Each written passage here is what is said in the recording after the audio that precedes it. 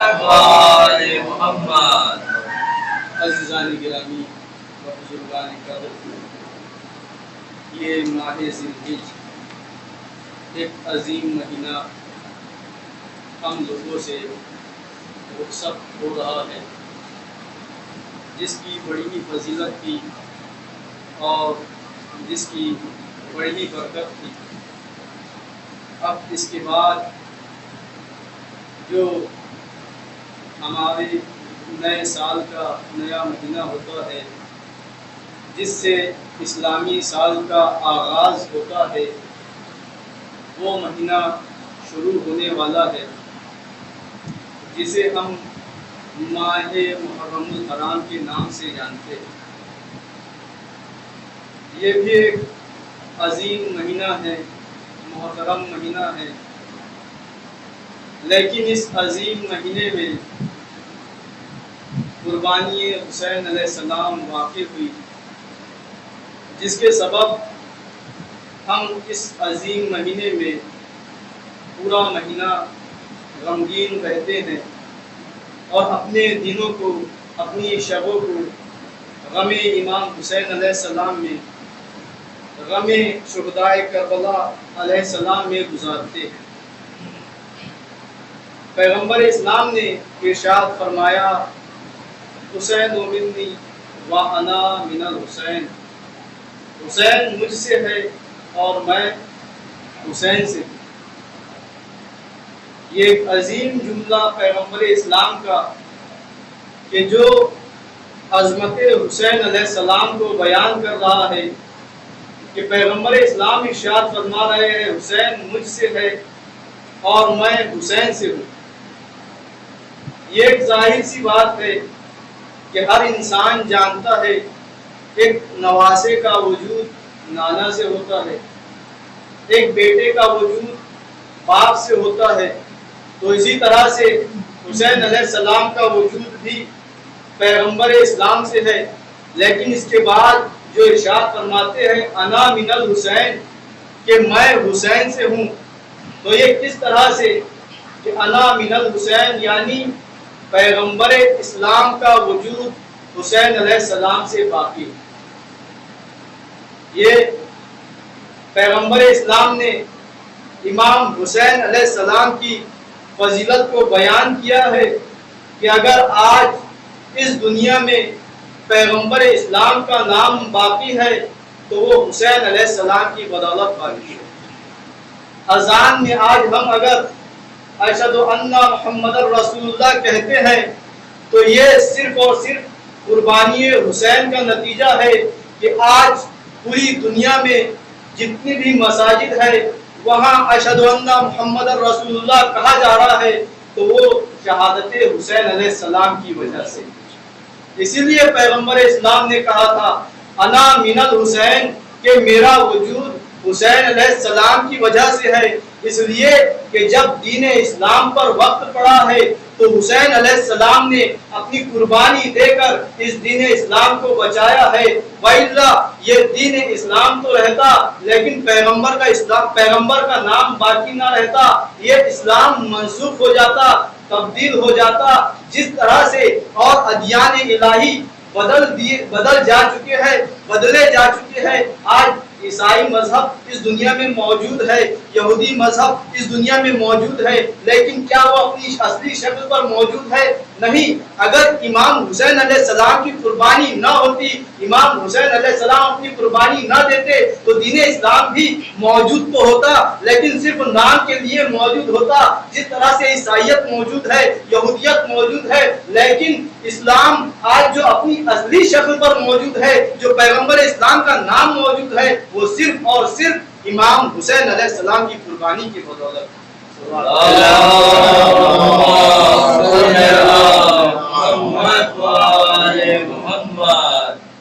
اور اس کے بعد پیغمبر اسلام نے ارشاد فرمایا احب اللہ من احب حسینہ وبغض اللہ من بغض حسینہ، خدایا تو اسے دوست رکھ جو حسین کو دوست رکھے، خدایا تو اسے دشمن رکھ جو حسین علیہ السلام کو دشمن رکھے۔ یہاں بھی دیکھیے پیغمبر اسلام نے عظمت حسین علیہ السلام کو بیان کیا ہے کہ محبت حسین علیہ السلام کی عظمت کو بیان کیا ہے کہ خدایا تو اس سے محبت کرنا جو حسین سے محبت کرے، تو اسے دشمن رکھنا جو حسین کو دشمن رکھے۔ تو انسان کے ذہن میں یہ سوال پیدا ہوتا ہے کہ یہاں پیغمبر اکرم نے اپنی ذات کو آگے کیوں نہیں بڑھایا؟ سارے مسلمان جو اس دنیا میں موجود ہے وہ صرف اور صرف پیغمبر اسلام کا کلمہ پڑھتے ہیں، لا الہ الا اللہ محمد الرسول اللہ، کہ اللہ کے سوا کوئی معبود نہیں اور پیغمبر اسلام محمد صلی اللہ علیہ وسلم کے یہ ہمارے رسول ہے، اس کی گواہی دیتے ہیں۔ لیکن اس کے باوجود ہمارے ذہن میں سوال پیدا ہوتا ہے کہ پیغمبر اسلام نے خود کو معیار کیوں نہیں بنایا، کسوٹی کیوں نہیں بنایا، یہ کیوں نہیں کہا کہ خدایا تو اس سے محبت کرنا جو مجھ سے محبت کرتا ہے، خدایا تو اسے دشمن رکھنا جو مجھے دشمن رکھتا ہے؟ اس لیے کہ ساری امت اسلام حضرت محمد مصطفیٰ صلی اللہ علیہ وسلم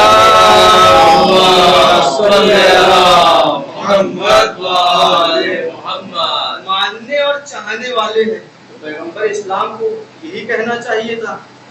اب اگر ہم خود پیغمبر اسلام سے سوال کریں کہ یا رسول اللہ آپ نے حسین علیہ السلام کو کیوں کسوٹی بنا دیا، خود کو کسوٹی کیوں نہیں بنایا، تو عجب نہیں پیغمبر اسلام بھی بڑھ کر جواب دے کہ اے نادان، تم نہیں جانتے کہ میری بزم میں آ کر جو بیٹھتے تھے وہ میرے سامنے گواہی دیتے تھے کہ آپ اللہ کے رسول ہیں، اور جب اپنے والوں میں جاتے تھے تو کہتے تھے ہم رسول کا مذاق اڑا کر آ رہے ہیں۔ عزیزان گرامی، معلوم ہوا کہ پیغمبر اسلام نے خود کو کسوٹی کیوں نہیں بنایا کہ جو پیغمبر اسلام کے سامنے آ کر بیٹھتے تھے تو پیغمبر اسلام کے سامنے کہتے تھے آپ اللہ کے رسول ہیں، اور جب اپنے والوں میں جاتے تھے تو کہتے تھے ہم رسول کا مذاق اڑا کر آ رہے ہیں۔ انہیں ہی قرآن نے منافق کہا ہے، انہی کی مذمت میں قرآن میں پورا سورہ نازل ہوا، سورہ منافقون، یعنی معلوم ہوا جو سامنے آپ کی تعریف کرے اور پیچھے آپ کی برائی کرے اسے منافق کہتے ہیں۔ اسی لیے پیغمبر اسلام نے خود کو کسوٹی نہیں بنایا، انہیں معلوم تھا میرے چاہنے والے ماننے والے ایسے بھی ہوں گے جو میرے سامنے میری تعریف کریں گے، اور جب میرے سامنے سے چلے جائیں گے تو پیٹھ پیچھے میری برائی کریں گے۔ اسی لیے پیغمبر اسلام نے حسین کو کسوٹی بنا دیا۔ کیوں؟ اس لیے کہ حسین علیہ السلام کے اصحاب ایسے ہیں جس پر خود نص معصوم موجود ہے۔ خود امام حسین علیہ السلام نے ارشاد فرمایا ہے کہ جیسے 72 مجھے ملے ویسے نہ میرے نانا کو ملے، نہ میرے بابا کو ملے، نہ میرے بھائی کو ملے۔ یہ ایسے 72 ہے جن کا نظیر لانے سے دنیا قاصر ہے۔ یہ وہ 72 ہے، یہ شہدائے کربلا ہے جن کا نظیر لانے سے دنیا قاصر ہے۔ اس لیے پیغمبر اسلام نے کہا تھا کہ میں حسین، جو اللہ اس سے محبت کرتا ہے، جو حسین سے محبت کرے اللہ اسے دشمن رکھتا ہے، جو حسین سے دشمن رکھے، اس لیے کہ حسین کی محبت سچی محبت ہے۔ اللہم صلی علی محمد وآل محمد۔ یعنی پیغمبر کی چاہت کا دعویٰ تو منافق بھی کرتا ہے، لیکن جو حسین کی چاہت کا دعویٰ کرتا ہے وہ حسین کے ساتھ شہید ہونے کا جذبہ بھی رکھتا ہے۔ یہ فرق ہے محبت حسین اور محبت رسول میں۔ صلوات پڑھیں۔ اللہم صلی علی محمد وآل محمد۔ اور دیکھیے پیغمبر اکرم صلی اللہ علیہ وآلہ وسلم اہل بیت علیہ السلام کے بارے میں کیا فرماتے ہیں؟ یا علی من احبنی و احبک و احب الائمۃ من بلدک فلیحمد اللہ علی طیب مولودہ فإنہ لا یحبنا الا من طابت ولادتہ ولا یبغضنا الا من خبثت ولادتہ۔ دیکھیے پیغمبر اکرم کیا فرما رہے ہیں کہ اے علی، جو مجھ سے، تم سے اور تمہاری نسل میں اماموں سے محبت کرتا ہے وہ اپنے حلال زادے ہونے پر اللہ کا شکر ادا کرے، کیونکہ ہم سے کوئی محبت نہیں کرتا مگر حلال زادہ، اور ہم سے کوئی دشمنی نہیں کرے گا مگر حرام زادہ۔ یہ پیغمبر اسلام نے بیان کر دیا کہ محبت اہل بیت اگر اپنے دل میں پاتے ہو تو شکر خدا ادا کرو، اس لیے کہ یہ تمہارے حلال زادہ ہونے کی دلیل ہے۔ صلوات پڑھیں محمد۔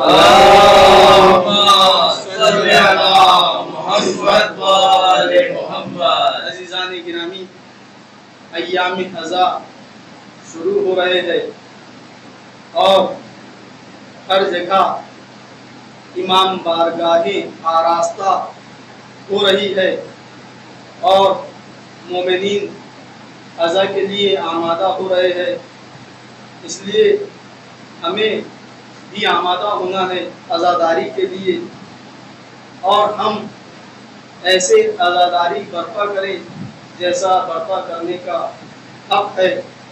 اسلام نے تمام اعمال اور عبادتوں کے آداب اور شرائط مقرر کیے ہیں، چاہے وہ عمل مستحب ہو یا واجب۔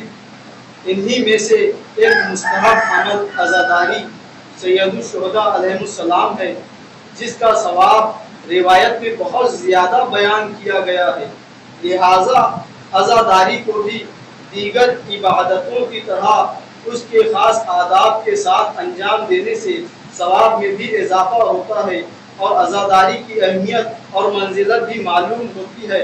لہٰذا یہاں پر عزاداری کے کچھ آداب ذکر میں آپ کے سامنے کرتا ہوں۔ انسان جو خوشی مناتا ہے، انسان کی خوشی کا کوئی پیمانہ نہیں ہوتا کہ انسان خوشی کو کسی پیمانے کے ذریعے سے ناپ سکے۔ اسی طرح غم کا بھی ہے کہ غم کو انسان ناپ نہیں سکتا کہ انسان غم میں کتنا غمگین ہوتا ہے اور غم میں انسان کی کس طرح سے حالت ہو جاتی ہے۔ بعض اوقات جب انسان خوشی مناتا ہے تو خوشیوں میں وہ کچھ ایسے کاموں کو انجام دیتا ہے جس کا اسلام نے منع فرمایا ہے، جس کو اسلام نے منع کیا ہے، یعنی وہ خوشیوں میں اپنی خوشیوں کو اس طرح سے مناتا ہے کہ بعض اوقات ان خوشیوں میں وہ حرام کاموں کو بھی انجام دیتا ہے۔ تو اسلام نے دائرے بتا دیے ہیں کہ تم جب خوش ہو تو خوشیوں میں بھی خیال رکھو کہ تم سے حرام کام سرزد نہ ہونے پائے۔ اسی طرح سے غم بھی ہے، جب انسان غمگین ہوتا ہے تو آپ نے بھی ملاحظہ کیا ہوگا کہ اگر کسی کے گھر میت ہو جاتی ہے تو صاحب میت کس طرح سے غم مناتا ہے، اور بعض اوقات دیکھا گیا ہے کہ اس غم کے وجہ سے بعض اوقات انسان شرک کے دائرے میں داخل ہو جاتا ہے۔ ایسے جملے انسان اپنی زبان سے جاری کرتا ہے کہ بعض اوقات دیکھا گیا ہے کہ انسان شرک کے دائرے میں داخل ہو جاتا ہے۔ یہ اگر عزاداری نہ ہوتی تو واقعاً ہمارے لیے مشکل ہو جاتا، ہم بھی شرک کے دائرے میں داخل ہو جاتے۔ جب بھی ہم غمگین ہو یا کوئی ایسا مرحلہ آئے جب ہمارے گھر میں کوئی میت ہو یا کسی کے گھر میں کوئی میت ہو تو ہم یاد کریں مصیبت حسین علیہ السلام کو، کہ جو ہم پر مصیبت آئی ہے، آیا یہ مصیبت اس مصیبت سے بڑی ہے جو مصیبت امام حسین علیہ السلام پر آئی تھی۔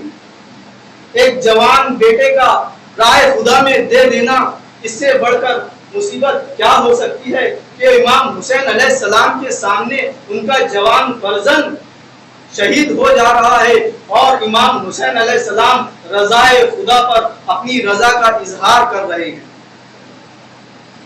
ہمیں درس لینا چاہیے کربلا سے کہ ہم اگر غمگین ہو رہے ہیں تو اپنے غم میں اتنا غمگین نہ ہو کہ ہم شرک کے دائرے میں داخل ہو جائیں۔ اب دیکھیے ہمیں جو عزا برپا کرنی ہے اس میں پہلی چیز یہ ہے کہ کالے لباس کا پہننا۔ ہر رنگ اور لباس کا ایک خاص مقصد اور ایک خاص مفہوم ہوتا ہے، جیسے لال رنگ خوشی، ہرا صبر اور شکر کی علامت ہے، اسی طرح کالا رنگ غم اور اندوہ کی نشانی ہے۔ لہذا عزادار سید الشہداء کو اول محرم سے لے کر کم از کم 10 محرم روز عاشور تک کالا لباس پہننا چاہیے، اس لیے کہ یہ علامت غم ہے، اس سے ظاہر ہوتا ہے کہ یہ شخص غمگین ہے اور ازائے حسین یہ برپا کر رہا ہے۔ دوسری چیز یہ کہ ایک دوسرے کو تسلیت پیش کرے۔ مصیبت میں ایک مومن کا فریضہ یہ ہے کہ وہ مصیبت زدہ سے ملے اور اسے تسلیت پیش کرتے ہوئے اس کے غم کو ہلکا کرنے کی کوشش کرے، جو کہ ایک مستحب امر بھی ہے۔ تسلیت کے لیے بہترین جملہ ہے کہ اعظم اللہ اجورکم، یہ جملہ جب بھی یہ 10 دن ایک مومن بندہ دوسرے مومن سے ملے تو اس طرح سے اس جملے کو کہے، اعظم اللہ اجورکم۔ امام محمد باقر علیہ السلام ارشاد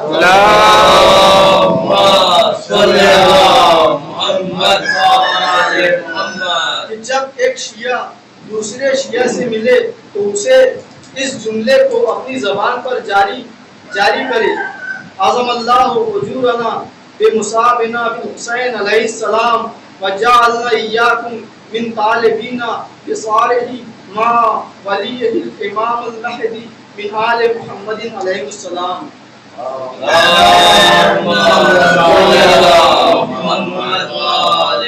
تیسری چیز، مجلسوں سے علوم و معارف اہل بیت علیہ السلام نشر ہوتے ہیں، جس کی وجہ سے وہ افراد جو مکتب حسینی اور دین سے ناآگاہ ہے ان کی معلومات میں اضافہ ہوتا ہے، لہذا مجلس کا برپا کرنا بھی ایک مستحب امر ہے۔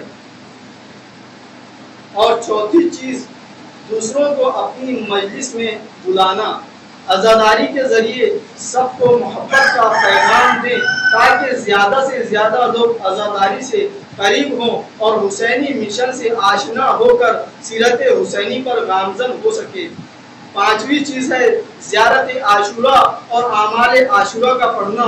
جو شخص محرم میں ہر روز زیارت عاشورہ کی تلاوت کرتا ہے اور روز عاشورہ اعمال عاشورہ انجام دیتا ہے، وہ ایسا ہے جیسے وہ کربلا میں شہدائے کربلا کے ساتھ شریک ہو۔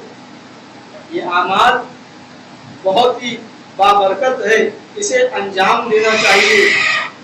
اور رونا اور رلانا، یہ چھٹویں چیز، غم حسین علیہ السلام میں رونا اور رلانا بے حد اجر اور ثواب رکھتا ہے۔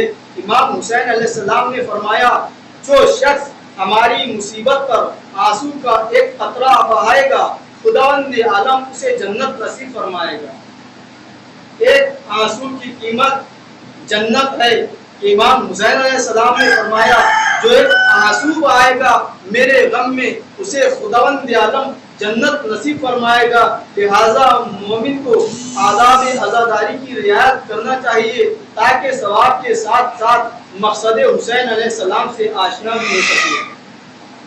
اور ساتویں چیز ہے دوسروں کے حقوق کی رعایت کرنا۔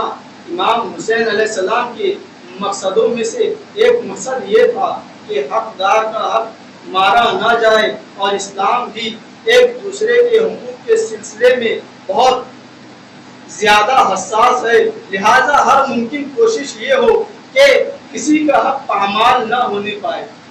بعض اوقات عزا برپا کرتے وقت انسان کو یہ خیال نہیں رہتا کہ آیا وہ دوسرے کے حقوق کی رعایت کر رہا ہے یا نہیں، تو ایسا نہیں ہونا چاہیے۔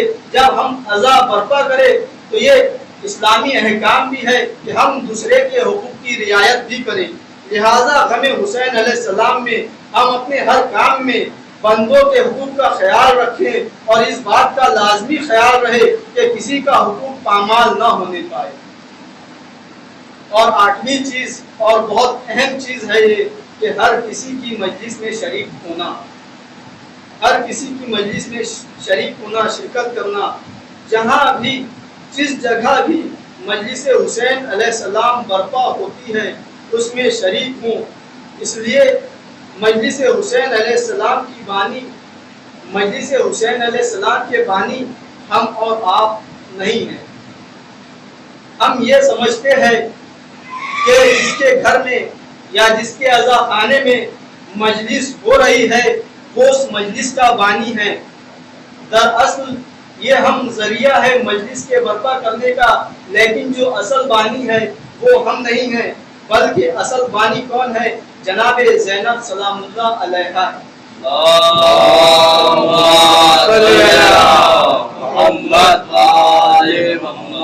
جنہوں نے سب سے پہلے عزائے حسین برپا کی ہے اور فرش عزا بچھائی ہے۔ آپ صرف ذریعہ ہیں، اس لیے یہ کہنا کہ ہم ان کی مجلس میں نہیں جائیں گے کیونکہ وہ ہماری مجلس میں نہیں آئے تھے، بالکل صحیح نہیں ہے اور یہ کربلا کے مقصد کے خلاف ہے۔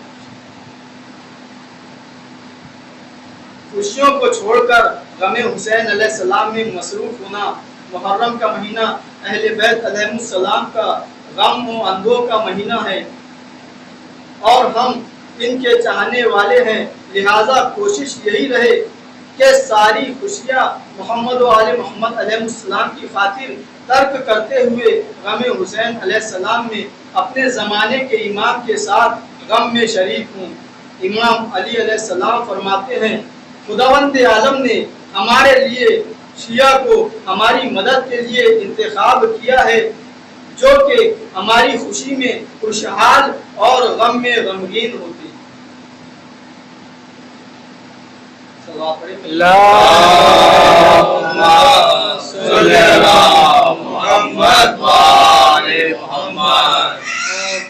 آخری چیز جو ہے روز عاشورہ، تمام دنیاوی کاموں کو چھوڑ دینا۔